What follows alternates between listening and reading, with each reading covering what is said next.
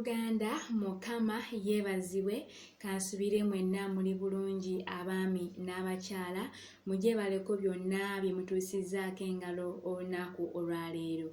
Ayogerako nammwe mpitibwa Bulamu Vicky Nabukeera ku program yaffe egamba nti Oh Lord make me a unique person, ti Mukama nsaba onfuule omuntu ow'enjawulo.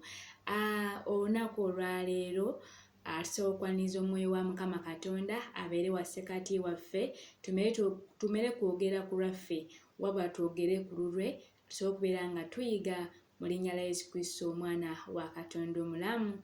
Amiina. Olunaku olwaleero twagala kubeera nga tuyiga ku kibayita okweteekateeka, kubanga twali tugamba nti how do you position yourself in God, tuzze tubyogera. Kakitegeeza nti tulina okuba nga kino tukinyikiza nti okweteekateeka, tuyinza kweteekateeka tutya ffe nga basingoozi, tuyinza kweteekateeka tutya? Kubanga wetubanga tuli mu kweteekateeka wano tuli mu kuyiga, tufuna amagezi ag'enjawulo, tuyiza ebintu bingi, naye ekyo tekimala. Nti amagezi odi wengenda okugamba ogenda buwuliriza kituufu, neemu ogenda kubikwata, waliyagala okubiteeka mu nkola, naye waliwo ate ekyo ekibulako. Tulina okwongerako ekyomuwendo tukipaakingemu mu bye twogera. Kitegeeza ki? Nti twetaaga ate omutesiteesi omukulu, yaani our helper. Ffe nga basingo twetaaga omwoyo wa Katonda, kubanga omwoyo wa Katonda yagenda otuteekateeka ng'atuteekerateekera ky'amanyi. Abaana b'abantu, abazadde baffe batuteekateeka n'abeerako we bakoma. Naye ate wadde babeera balinako bye batuteeseteese tebimala, kubanga oyinza n'okutuuka n'eri nga si bye biriyo. Naye ate omwoyo omutukuvu takola mistake, kubanga ye munda aba atuulayo era amanyi na biki ebibeera munda y'oyo omuntu.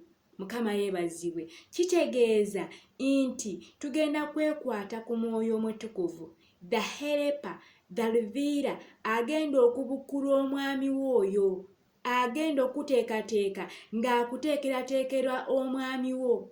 Nti gwe omwami agenda okuteekerateekera ng'akuteekerateekera mukyala wo. Mukama yeebazibwe. Kitegeeza nti ono yakuteekateeka ng'alengedde mutima gw'omwami oli, n'amanya noono omwami ono azikuukako mangu, kati muwala wange alina kuba mukkakkamu.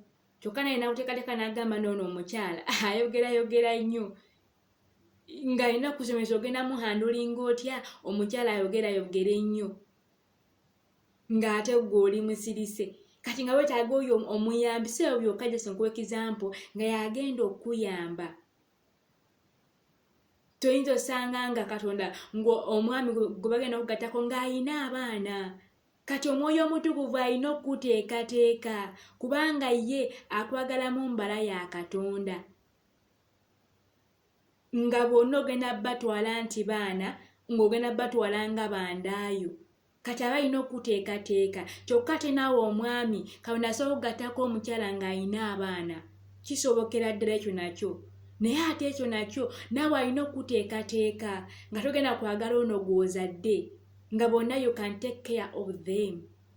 Kyokka ate naawe osobola okubeera nga Mukama gwagenda okugattako nga mwena mugenda kuba temuyina baana, naye era alina okuteekateeka to have a responsibility, gwe ng'omwami naawe ng'omukyala, buli omu kyalina okubeera ng'olina okukola.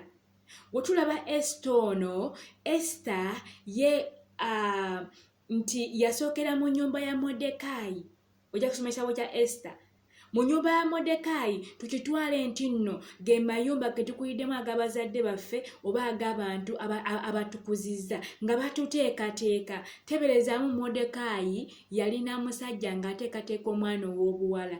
Kitegeeza ni bano abazadde beetaagamu omwoyo wa Katonda agenda obbayamba nga bateekateeka abaana abo, kubanga agenda mukuza kyanga kya Katonda oba nga tatya Katonda.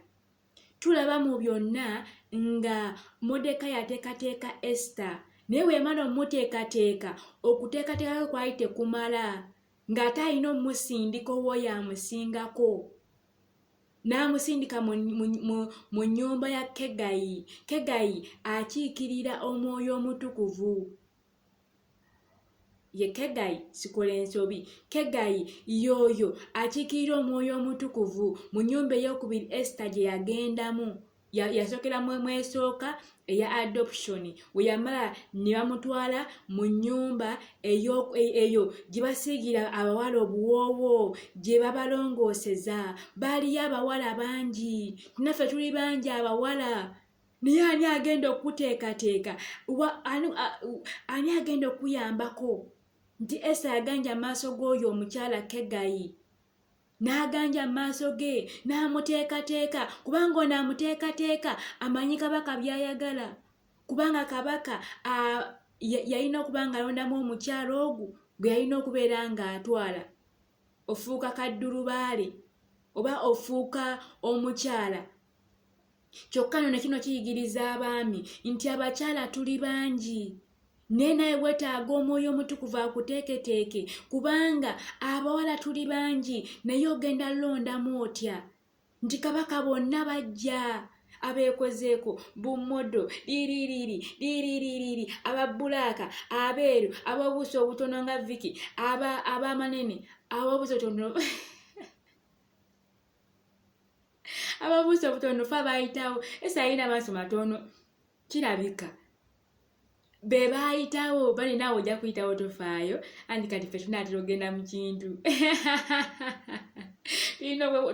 Weewerako ekizampa ennungi ze weeweerako noga ffe abaayitawo. Naawe gamba ffe abaayitawo. So kati Esther n'amuteekateeka, naye kabaka okulondamu omukyala anaasaana obwa kaddulubaale oba okubeera wife material, kyatwala naye okubanga amanyi ki kyayagala. Omwami olina omanya kiki ky'oyagala, kiki Katonda kyakwagaza, kubanga wandibanga otunuulidde kungulu. Ffe kungulu tujja kubako make-up waffe, ye ajja kubeerako. Naye ate weetaako omwoyo omutukuvu agenda okukulengezaako ko munda, agambe nno oyo make-up omulaba oyo waali kungulu naye tojja musobola, wonooba okyazizza abagenyi. Kati gwe emirimu gy'okola girimu nnyo abawala, tojja kale mu byonna tukkirize omwoyo omutukuvu ono atuteeketeeke nti yabuulira Esther kabaka be yeetaaga. Kyokka ate naawe omulenzi nti okumanya omuwala yali omutuufu, abala bonna baali beekozeeko nnyo nnyini ddala, nga basiize ekkala nnyingi ku maaso, naye baalengera yasiga ekkala emu saaliyo. Naye mu byonna banne sibalemesa okuba nga mwekolako abawala, naye nga mu byonna tulina okuba nga twefaawo kungulu, kintu kikulu. Naawe omwami weefeewo kungulu, kintu kikulu, kubanga otambula n'omwami nga ye kugamba mumuzi oyina naawe nga nange matambula naawe ontwalako ku ddeeti nga mutuufu binyuma. Nga sigatuuka ali ate wenengera omuntu nekukumamu kwaterere ekitono ky'oyina wenyirizeeko nga tugenda twenyirizeeko si weewaawo.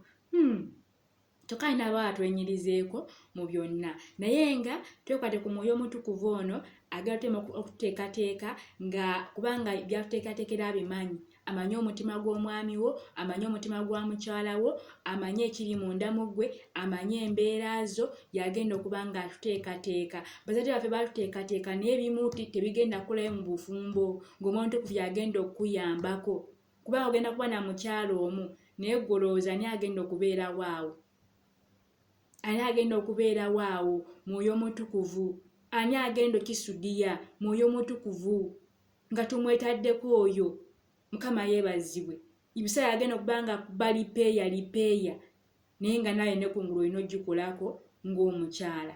Kano kagendako keeri abakyala bafumbo, banange mutwerongooseeko ko nakyo ekyo kikulu. Nti abakyala bangi, abawala bangi, omwami yaleke n'abantu biki bikoze bitya, naye nawe owaka weeteeketeekeko ko. Kawolina katono weerongoose kenyuma girongoose. Abamu omwami we abagenze leero nabyo omukyala, omwami we agenzeko safaari, agenze okukomawo, byamutuukisaako okulya nga tebinyuma kuwana mwami. Ava ejja aveerera aseeyo abantu, okyomufaako agayadde. Kikulu.